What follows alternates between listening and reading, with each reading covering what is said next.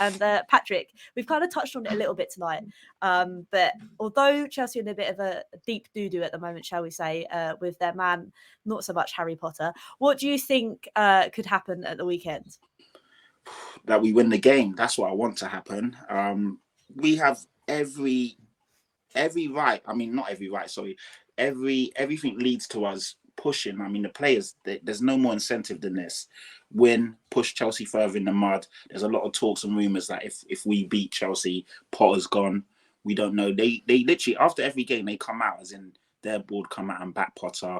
We knew this was going to take time. Yada yada yada yada. So the pressure is definitely on him. But we just need to play our game. If we play to our abilities, defensively, just stay switched on. They've got good players in that team, even though they're not performing. João Felix is quality. They've got players that can hurt us if we're not, on our game. But we've got players on not going the other way that can hurt them. So we just play to the best of our abilities and focus, and I believe we'll beat them. I do think we're going to beat them, to be fair. There's a lot of like even today I was arguing with someone on Twitter. I can't remember his name. And he was just like, oh, when we lose on Sunday, I'll come back to your tweet. I was like, Jesus, like, where's the positivity? And Sam, today as well, cheer up, bud. We're going to be all right, man. I was about to say, Pat, he's going to come back to you. How dare you get something wrong, right? I know. Nah, I guess it's established I've come across as a negative one out of the four here, which is fair enough. I get told that often. Oh, no, you're fine, Sam. I think that's the thing. I think me and you, like, I'm on the same kind of vibe. We've won, but I'm still a bit depressed because I just want to see a goddamn trophy, man. And like, Anyway, Sam, I'll come to you next for your spin on things. And that is obviously, like we said, Chelsea aren't in the best of form. We don't want Dr. Tottenham to bow its head, but to say the least, we have really taken a point off them at the bridge. So surely we might be able to do something. Yeah, like I said, I think, on paper, we should be the favourites to win this in terms of, home advantage.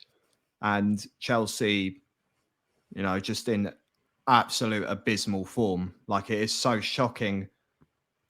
I don't know how... I guess Todd Boehly just wants to have Graham Potter as, someone to back and not make himself look like an idiot appointing someone and then sacking someone straight away.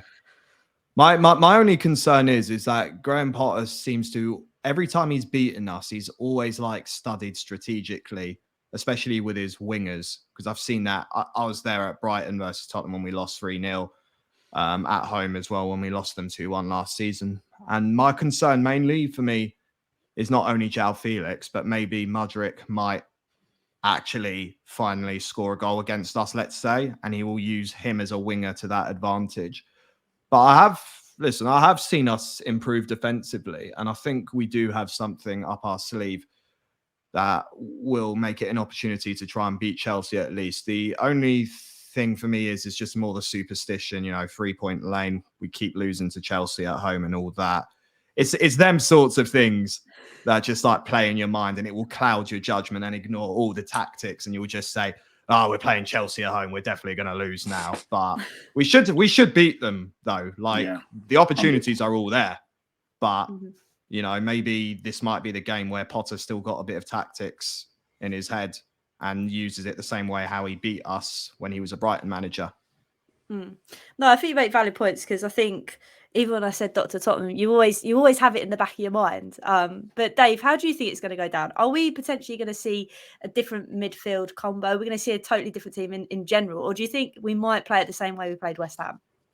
Well, I was going to say that when we're having to talk about the future, what would have been a really cool effect if the sun goes back down again and it's completely dark outside? But that would have been pretty cool. But the budget doesn't extend to that. Look, I mean, the thing is I think he will keep the same team. The thing to bear in mind is that Cucurella has played against Kulusevski 2 or 3 times, and he's had him in his back pocket. I mean, he had him in his back pocket at Stamford Bridge, and when Brighton came to Tottenham last year, he had him then. I mean, that was his worst game for us last season, Kulusevski. So that's one thing to bear in mind.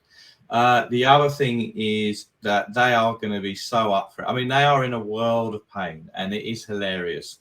But at the end of the day, they are in a world of pain. And the thing about Potter is that I wouldn't have minded if we'd have got Potter in the Nuno summer, right? Because another project manager and off you go.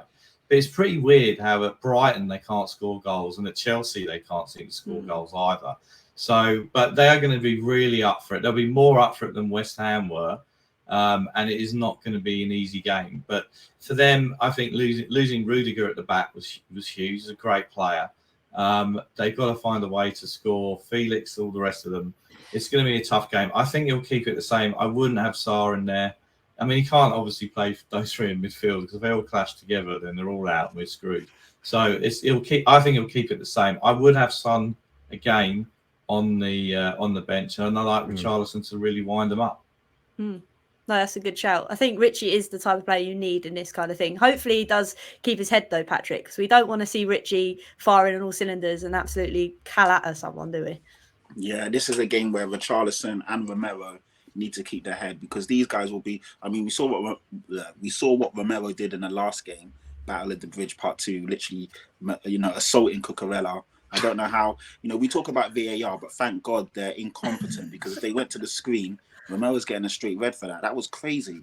And then we literally scored straight off the corner, so we got away with one on that one. But yeah, Richarlison, Romero, the Brazilians, the South Americans just need to calm down. They're going to be, they're going to employ the dark arts, try and wind these guys up, little digs at the Achilles, little kicks at the shins, all those type of things to get a reaction. But I believe as long as we play our game and stick to the plan, I think we beat them. They're going through some struggles and troubles at the moment, but we just know that they've got the quality there, and they've got a lot of players that are ready to just at any moment turn it on, like Mudryk, João Felix. I know he scored already, but still he needs to prove himself. Cucurella's been woeful. We say, Dave, you said he's had him in his pocket, but he's been shambolic this season since he's moved over. So hopefully we see that side of Cucurella, not the good side. And yeah, we just need to play our game, man. Not worry about. I know it's a bit of a cliche, but as long as we play our game, I feel that we'll be okay. The pressure's on the pressure's on Chelsea. Even though we're chasing top 4 and we're at home, the pressure is on them to come out and play. They need to get a result. They lost at home to the worst team in the league, and they keep losing. So they're going to be, the pressure's going to be on them. The fans are going to be on them. So as long as we sit back, relax, move the ball around. A lot of people said that our first half against West Ham was really slow and lackluster. I get the tempo wasn't great, but I feel that we actually ground them down in that first half.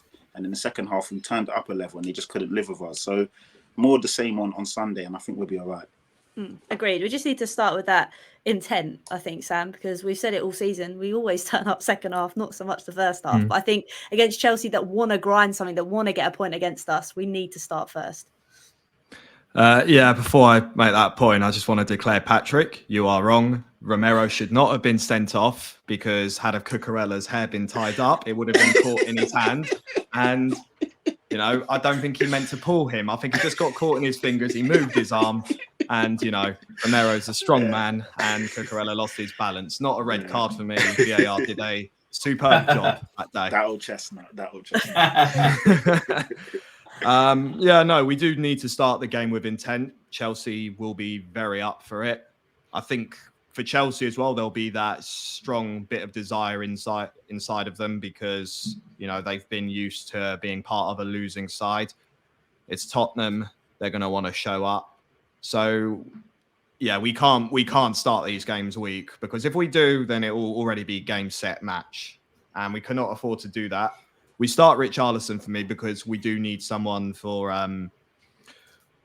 for strength up front, and also winding up opposition players and whatnot. And well, do you know what? Something just occurred to me as well.